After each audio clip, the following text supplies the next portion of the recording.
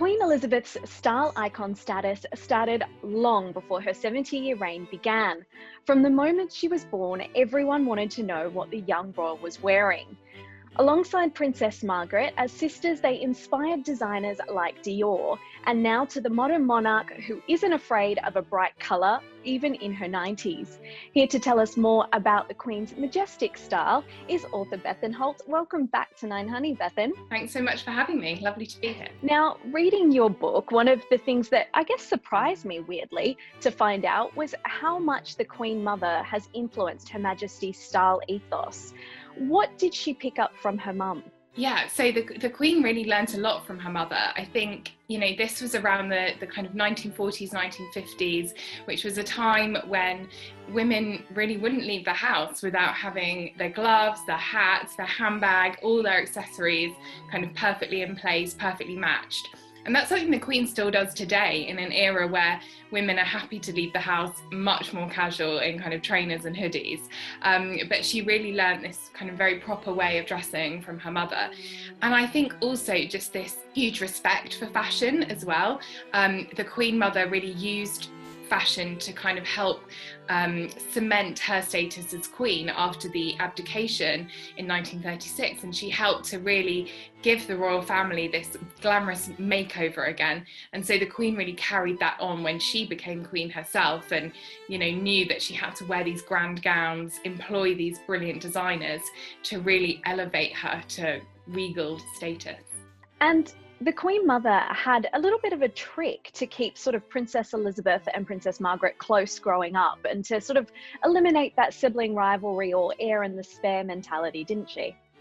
Yeah, absolutely. I mean, you have to remember there was 4 years between those two girls, so if you told a 12-year-old that they had to dress like their 8-year-old little sister, I think there'd be a little bit of a rebellion going on. But Elizabeth was very good, and her and Margaret were always dressed in matching outfits. And I think that really helped to show that, in their parents' eyes, they were considered equals. And while Elizabeth had this, incredibly important destiny ahead of her, she really needed to remember as well that her and her sister were sisters. They needed to be there for each other, and dressing the same created this lovely sense of family.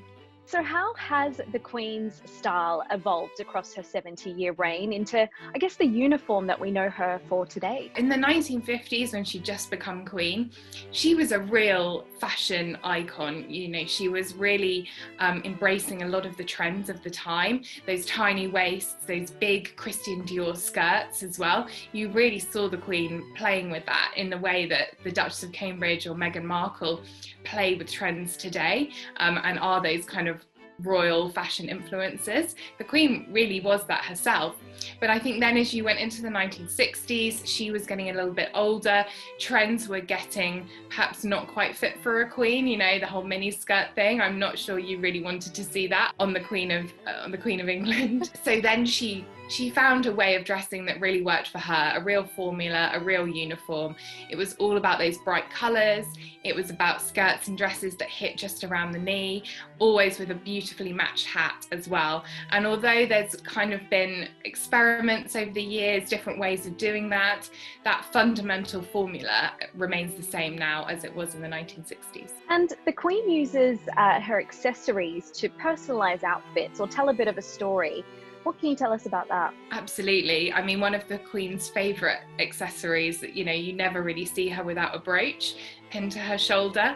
And these are not just any brooch for whatever occasion she's at. They're always very carefully thought about, very carefully considered. So for instance, if she's visiting New Zealand, she will wear the fern brooch, which is the emblem of New Zealand, and it was given to her by the women of New Zealand when she visited there in the 1950s. During COVID, she did this broadcast and she decided to wear a turquoise brooch. Better days will return.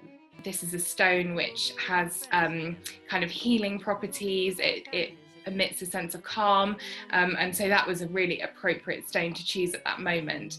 So there's always a thought process behind what she wears. And what do you think the rest of us can take from Her Majesty's style and use in our daily lives? There's so many lessons actually to learn from the Queen. You might not think that you know, you could really take anything from this woman who has such a unique role. But I think there's a lot. So yeah, going back to the colour, I think that's really super important. Don't be afraid, experiment, you know. If you want to wear that lime green jacket, you do it, you go for it. Don't be afraid. So I really love that sense of adventure that she has. I think as well, you know, don't always feel like you have to tap into a trend. Don't always feel like just because everyone else is wearing a maxi dress, if you don't feel good in it, don't wear it. She hasn't adopted many trends over the years. She finds what works for her and she goes with it. And actually, although the Queen always looks immaculate, she is always comfortable as well, which I think is very important. So, you know, even though she's very small in stature, she's never tried to kind of totter around in super high heels. She sticks to a block heel, which she knows is going to be comfortable. Her handbags have even been made lighter for her, so they're much more comfortable for her to carry around. So yeah, don't feel like you have to kind of suffer for fashion, you know, make it work for you.